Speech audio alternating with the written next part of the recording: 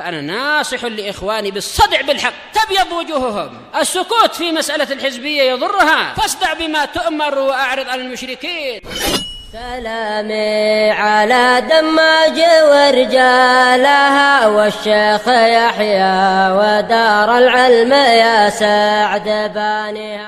وأشهد أن محمدا عبده ورسوله صلى الله عليه وعلى آله وسلم تسليما مزيدا لا نبي بعده.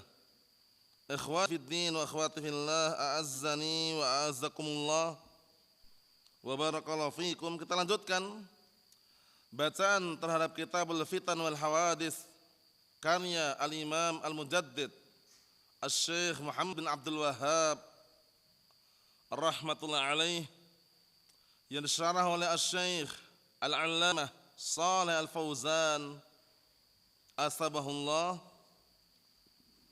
Sekarang kita akan masuk ke halaman 205. Halaman 205 ini masih sambungan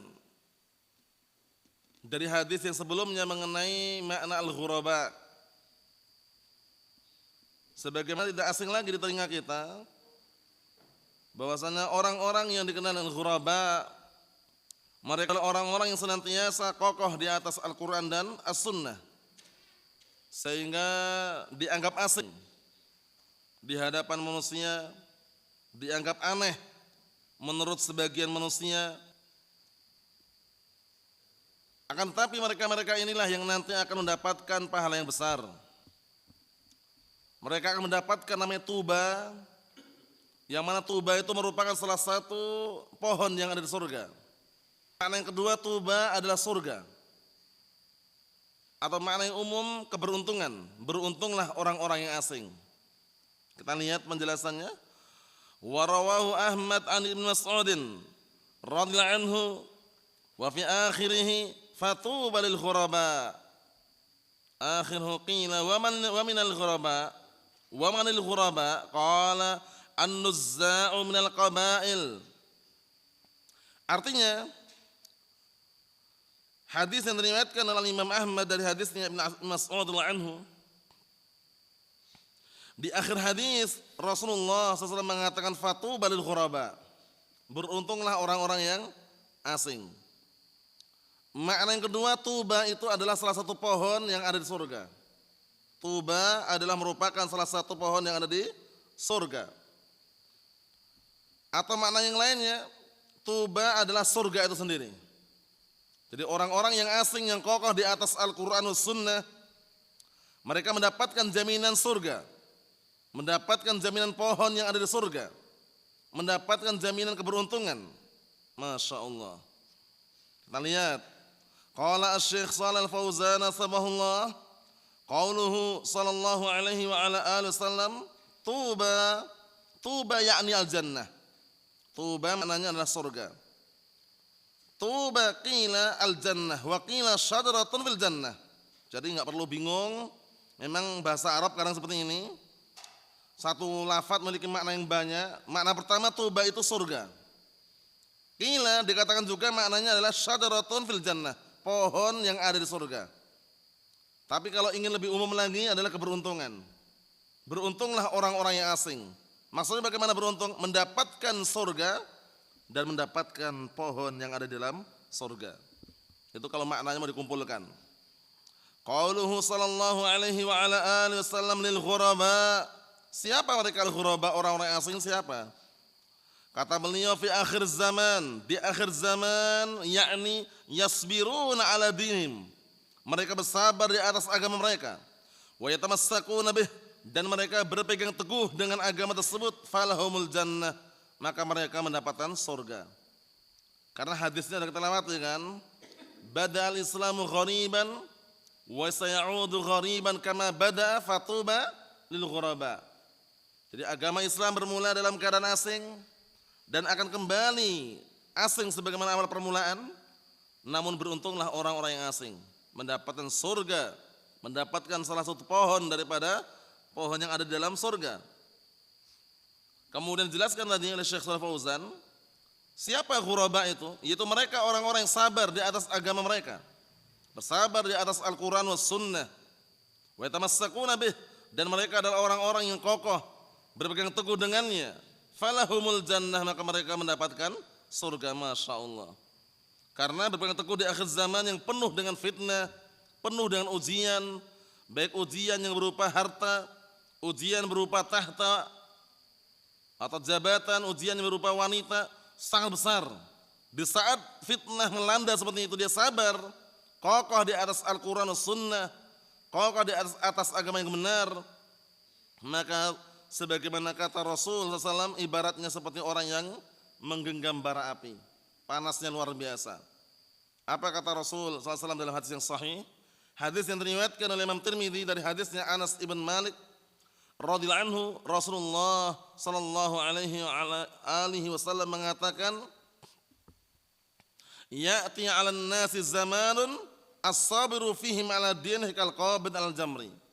Akan datang nanti di hadapan manusia itu suatu zaman, orang yang bersabar kokoh di atas agamanya di tengah zaman yang penuh dengan fitnah tersebut bagaikan orang yang menggenggam bara api.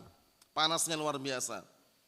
Walaupun bagaimanapun panasnya, dia tetap berusaha memegang seerat mungkin, memegang sekuat mungkin, karena tujuannya adalah apa?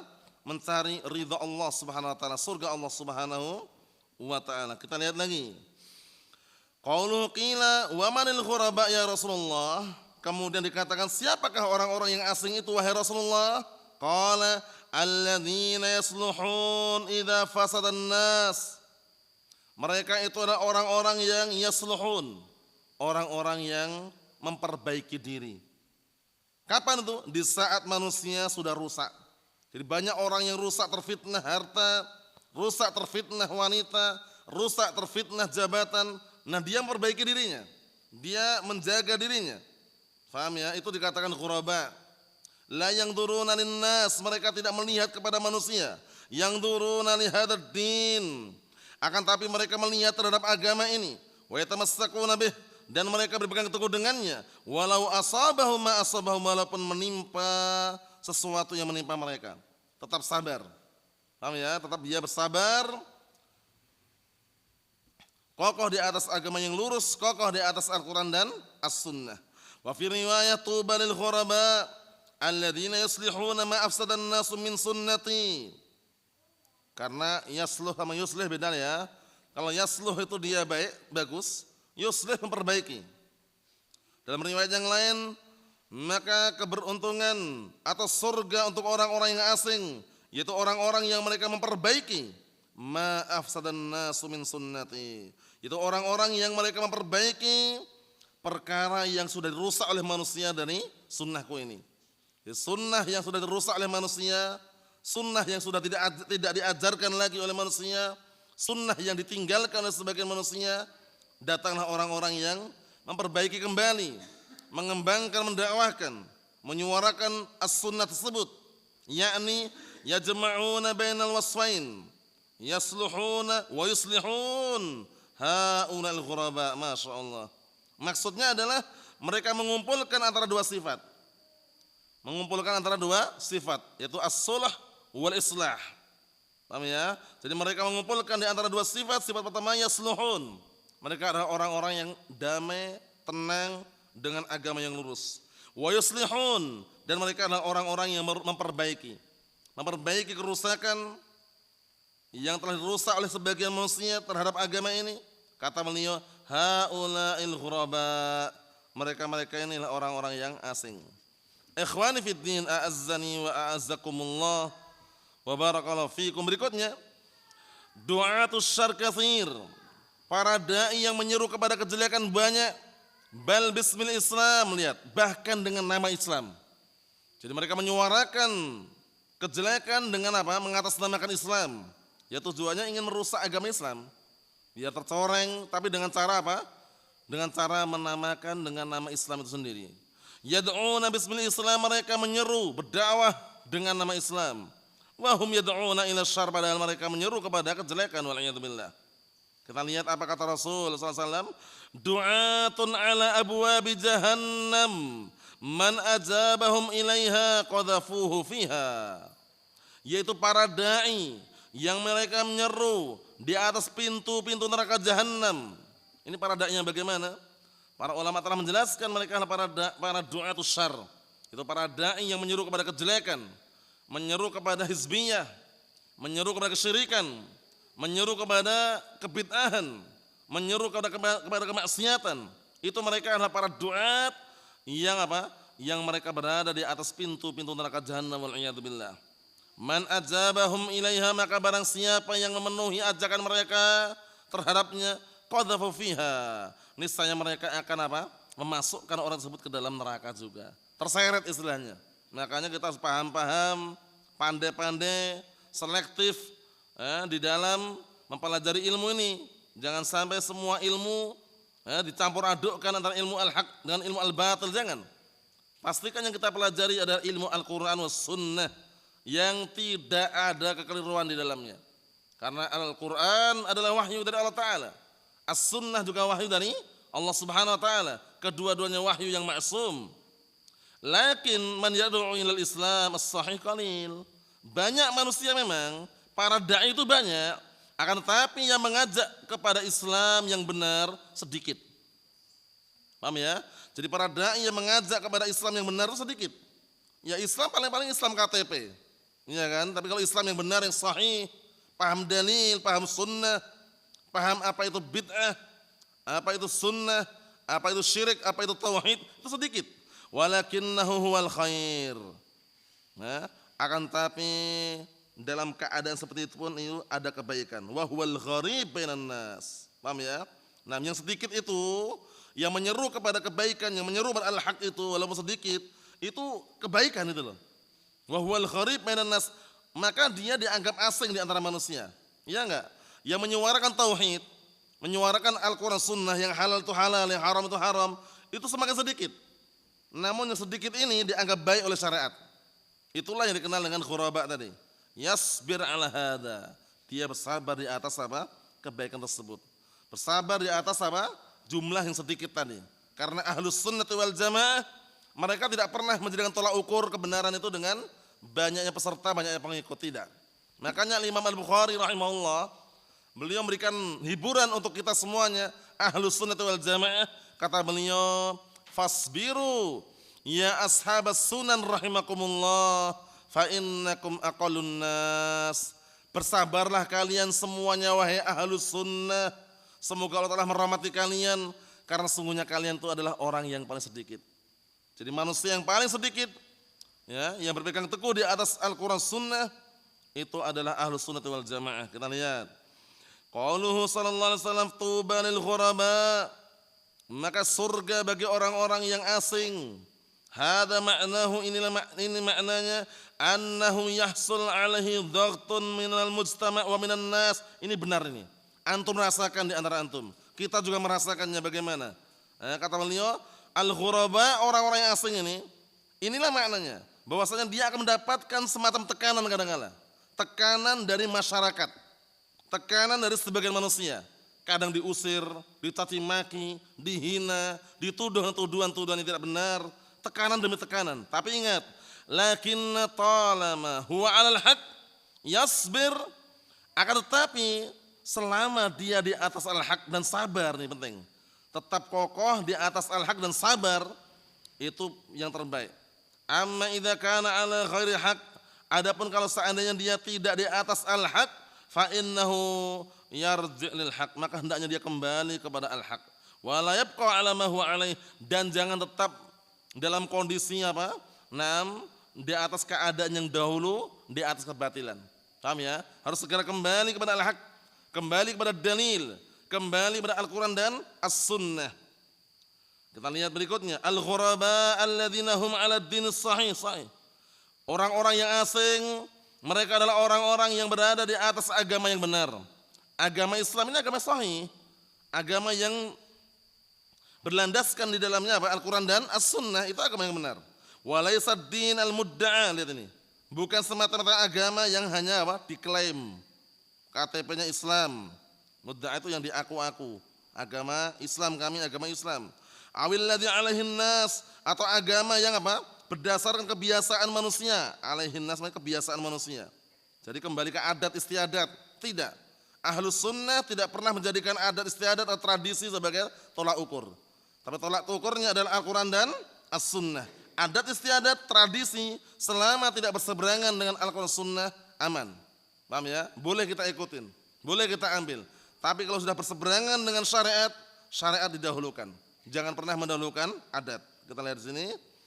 Karena sudah kita lewati kan, sudah kita lewati semuanya bagaimana hukum asal, tradisi, adat, istiadat, kebiasaan manusia. Dan apa hukum asal suatu ibadah, ya kan? Wal aslu fi adatinal ibahah hatta yaji'a sariful ibahah. Hukum asal tradisi kita ini boleh-boleh aja sampai datang dalil yang memalingkan dari pembolehan. Dibalik sekarang hukum asal syariat ini, hukum asal agama, hukum asal ibadah maksudnya itu adalah haram sampai datang dalil yang mensyariatkannya. Paham ya? Nah, contohnya dia mengucapkan kalimat tauhid, la ilaha illallah, bagus. Dia niatkan ibadah misalkan, bagus. Hanya saja kalau dia membatasi dengan 1000 kali, 500 kali di malam tertentu, paham ya? Untuk ritual tertentu, nah itulah yang perlu dalil. Sehingga hukum asalnya adalah apa? Haram sampai datang dalil yang mensyariatkannya. Ingat-ingat jadi 2 kaidah ini ya. Hukum asal suatu ibadah mahdzur, diharamkan sampai datang dalil yang mensyariatkannya. Hukum asal tradisi, adat istiadat boleh sampai datang dalil yang mengharamkannya. Mafhum? Naam. Kita lihat berikutnya. Awil ladzi yaqulu fulan wa fulan, sahih. Agama itu bukan agama yang dikatakan si fulan dan si fulan. La, bukan itu. Kalau seperti ini enggak jalan karena agama kita dibangun di atas dalil. Antum ingat kalamnya Imam Mujaddid Syekh Muhammad bin Abdul Wahhab. Antum dan kita semuanya sudah pernah belajar Al-Usul Salasah. Di awal permulaan di muqaddimah Al-Usul Salasah, apa kata beliau? Ma'rifatu dinil islami bil adillah. Mengenal agama Islam ini dengan dalilnya. Beserta apa? Dalilnya Al-Quran dan As-Sunnah. Bukan dengan logika. Bukan kata si fulan, kata si alan. Dinasihati isbal haram, dia beralasan kata si fulan boleh, kata si alan boleh. Dinasihati gabal makhluk menyawa adalah haram, dia berhujjah kata syekh fulan boleh, syekh alan boleh. Hujjah itu Al-Quran dan As-Sunnah. Jadi yang jadikan tolak ukur itu apa kata Rasul, bukan apa kata si fulan. Itu yang jadi tolak ukurnya. Rasul mengatakan apa? Sami'na wa ta'na. Kata beliau, alladzi qalahu Allah wa rasuluh ini. Agama yang benar adalah agama yang qalahu Allah wa rasuluh. Agama yang dikatakan oleh Allah dan Rasulnya sallallahu alaihi wasallam. Ad-dinus sahih ma qala Allahu wa qalahu Rasul sallallahu alaihi wasallam. Masyaallah. Agama yang benar itu adalah agama apa saja yang dikatakan oleh Allah dan apa saja yang dikatakan oleh Rasulullah sallallahu alaihi wasallam, itu agama yang benar. Makanya tolak ukurnya kan qala Allah qala Rasul, ya kan? Al-Qur'an dan As-Sunnah. Apa kata Allah Subhanahu wa taala dalam Al-Qur'an Karim? Wa ma kana lil mu'minin wa la mu'minatin idza qadallahu wa rasuluhu amran ay yakuna lahumul khiyaratu min amrihim wa man ya'sillaha wa rasulahu faqad dhalla dhalalan mubina. Artinya apa barakallahu fik? Tidak selayaknya bagi seorang mukmin, lelaki maupun wanita, apabila Allah dan Rasulnya telah menetapkan suatu perkara, menetapkan suatu syariat, menetapkan suatu hukum, ini halal, ini haram, ini bid'ah, ini sunnah, ini tauhid, ini syirik, ini taat, ini maksiat, kemudian dia mencari pilihan yang lain, itu enggak layak, enggak pantas. Dan barang siapa yang bermaksiat kepada Allah dan Rasulnya, sungguh dia telah sesat dengan kesesatan yang nyata, wal'iyadzubillah. Kita lihat lagi pantun yang sangat bagus yang sebutkan dalam nuniyah, al-ilmu qala Allah qala rasuluhu qala sahabatu hum ulul irfani.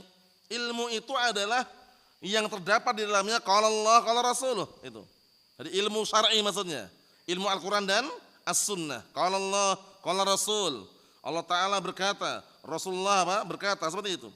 Qala sahabah, dan perkataan para sahabat, hum ulul irfani, mereka adalah orang-orang yang punya ilmu.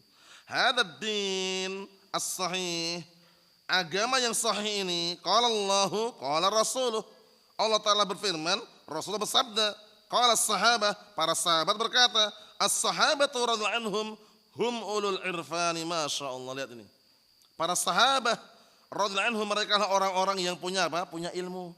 Mereka adalah para sahabat yang apa? Mengambil ilmu dari Rasulullah sallallahu alaihi wa ala alihi wasallam.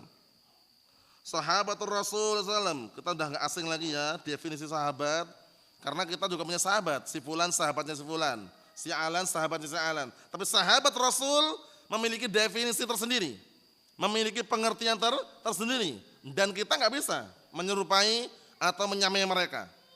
Jauh berbeda. Adapun definisi sahabat Rasul adalah man laqiyan nabiyya sallallahu alaihi wa ala alihi wasallam mu'minan bihi wa mata ala dzalik.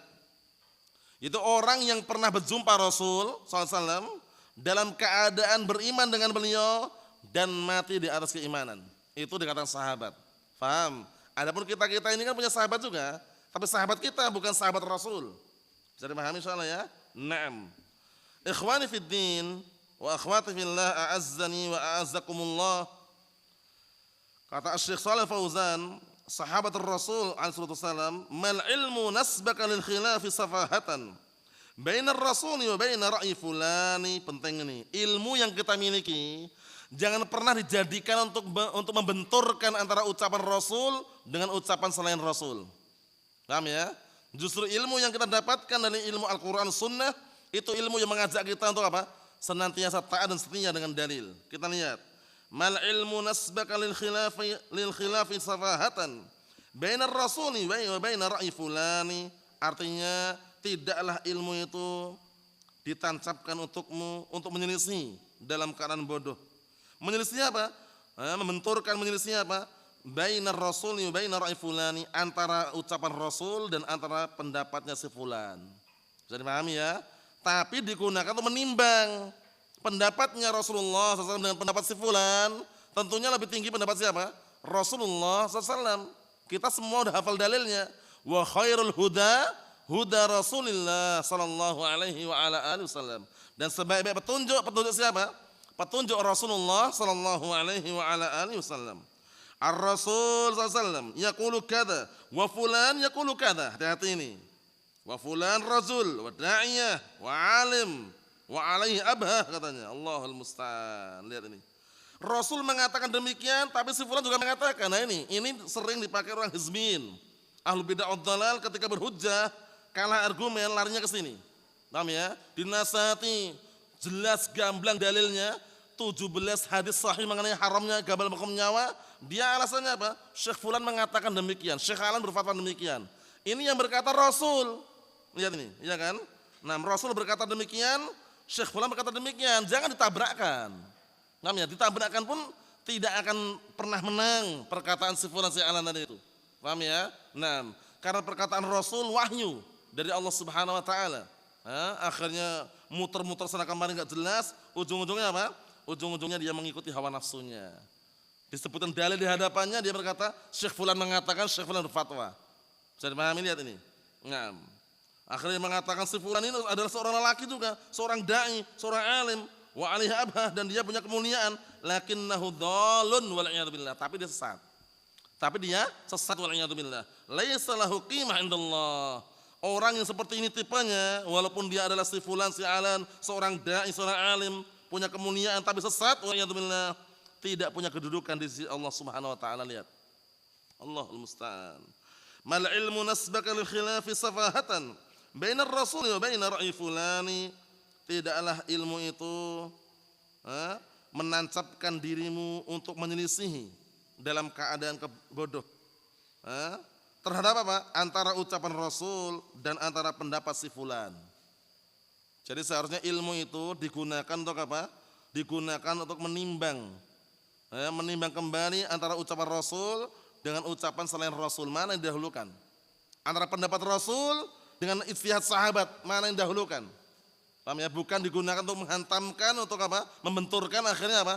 Dia lebih mengedepankan ucapan selain ucapan Rasulullah SAW. Atau mengingat kalamnya Imam Malik bin Anas, Imam Darul Hijrah, Abu Abdullah rahimahullah, beliau mengatakan kullu qaulin yuraddu wa yuqbal, atau yuqbal wa yurad illa qaul sahib hadzal qabr. Semua ucapan itu bisa diterima, bisa ditolak, kecuali ucapan pemilik kuburan ini. Waktu itu Imam Malik ngajar di Masjid Nabawi, mengisyaratkan ke kuburan Nabi. Paham ya? Nah, semua ucapan bisa diterima, bisa ditolak kecuali ucapan pemilik kuburan ini. Masih kecuali ucapan Rasulullah sallallahu alaihi wa ala alihi wasallam. Bagaimanapun pasti dan harus terima kalau ucapan Rasul. Sami'na wa ta'na. Kita lihat, khudin nususa wa truk ara'an nas sahih. Ambil dalilnya, tinggalkan pemikiran-pemikiran atau pendapat-pendapat manusia. Antum ingat kalamnya Al-Imam Auza'i, Al-Imam Abu Amr, Abdurrahman bin Amr Al-Auza'i rahimahullah, beliau mengatakan, "Alaika bi asari man salaf wa in rafadakan nas wa iyyaka wa ara'ar rijal wa in zakhrafu laka bil qaul." Kalamnya bagus sekali itu. Alaika bi asari man salaf. Wajib atasmu berpegang teguh dengan jejaknya para salaf, jejaknya para sahabat, para tabi'in, para atba'ut tabi'in, dan ini orang-orang yang bahagia. Kata Imam Al-Hafidz sebutkan Fathul Bari, beliau mengatakan fas-sa'idu man tamassaka bima kana alaihi salaf wastanaba ma ahdatsahu al-khalaf. Orang yang bahagia itu orang yang berpegang teguh dengan jejaknya para salaf dan meninggalkan orang-orang belakangan yang berseberangan dengan salaf. Bisa dipahami? Nah, makanya kalam Imam Za'i bagus sekali ini. Alaika bi athari man salaf wa in radakan nas. Wajib atasmu berpegang teguh dengan jejaknya para salaf walaupun manusia menolakmu, ngusirmu, meninggalkanmu, mengucilkan dirimu, santai saja. Kita harus berpegang teguh dengan jejaknya para salaf Al-Quran dan As-Sunnah. Wa iyyaka wa ara'ar rijal, kata beliau.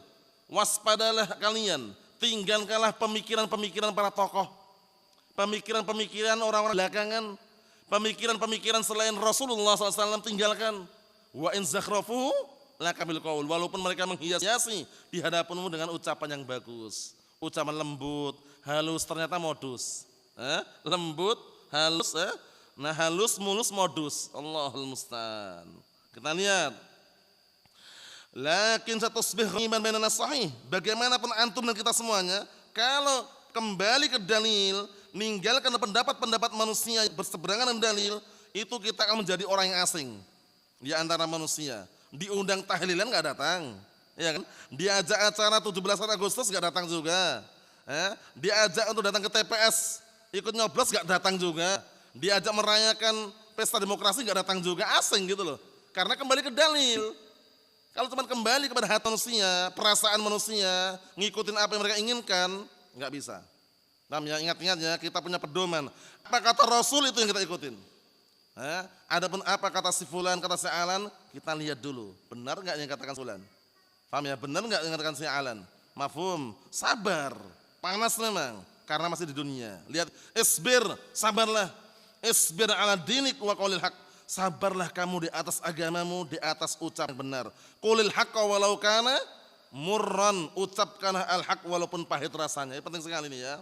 Jadi mengucapkan al-haq itu ya bagaimanapun pahit memang. Banyak musuhnya, dibenci, orang nggak suka, dikucilkan, dikritik. Nah, penting sekali. Jangan sampai berdakwah anti kritik, ini nggak benar juga. Berdakwah anti kritik bagaimana? Dikritik nggak mau. Pengennya yang dia sampaikan dia merasa benar terus, tidak. Kritikan itu kalau selama itu benar kritikannya dan membangun, diterima. Nah, yang menunjukkan bahwasanya kita nggak ada yang masuk gitu ya.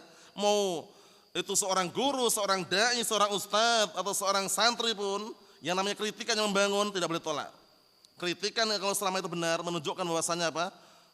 Cintanya dia kepada kita untuk apa? Meluruskan kesalahan yang kita miliki. Paham ya? Jangan merasa anti kritik tadi itu, Allahul musta'an. Enggak mau ngajar ilmunya takut dikritik. Oh, enggak jalan. Paham ya? Dia punya ilmu, belajar bertahun-tahun di Timur Tengah, pulang enggak mau ngajar alasannya takut dikritik. Salah. Allahul musta'an. Bagaimana manusia itu pasti punya kekurangan. Tidak ada yang maksum. Walaupun dia seorang dai, seorang ustaz, seorang syekh pun, kesalahan itu kadang-kadang terjadi. Makanya kalau ada kritikan yang membangun, nasihat yang bagus, terima. Jangan ditolak. Itulah yang menunjukkan bahwasanya apa? Dia benar-benar semakin berisi, semakin merunduk. Bukan malah apa? Semakin sombong. Kita lihat.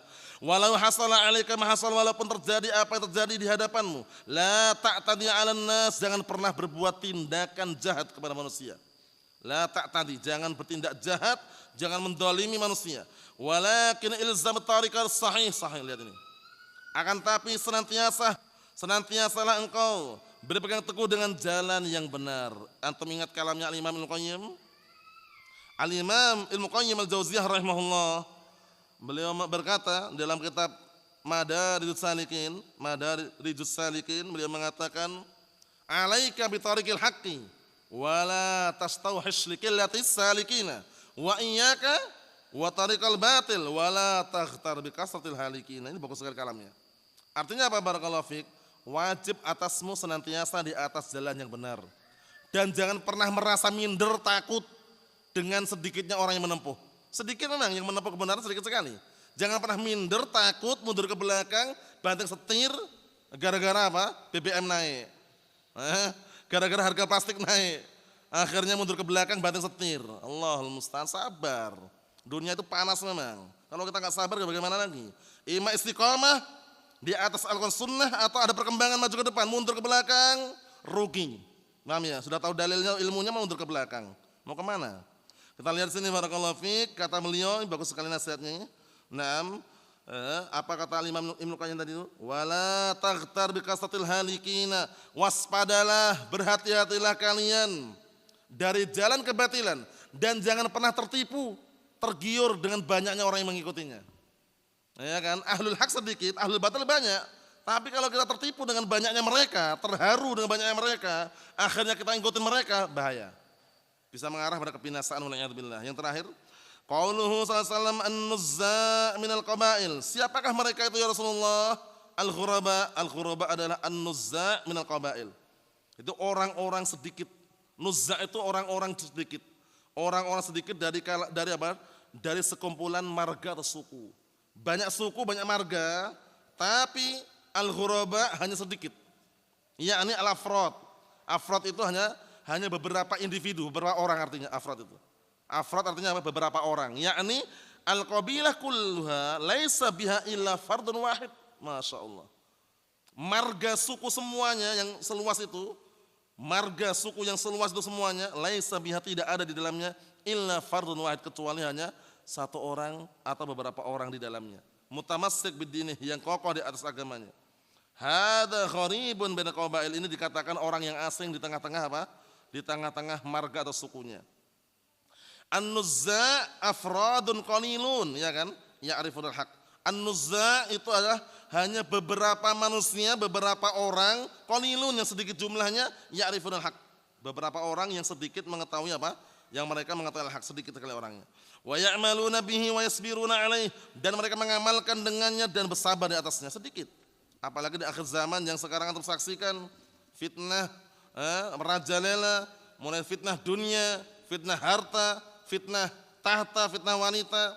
Perlunya ilmu syar'i, perlunya apa? Siraman rohani yang menguatkan hati kita, mengokohkan prinsip dan juga akidah kita, agar kita senantiasa kokoh di atas Al-Quran dan As-Sunnah hingga ajal menjemput kita semuanya. Nasallahu as-salamata wal afiyah, walhamdulillah rabbil alamin.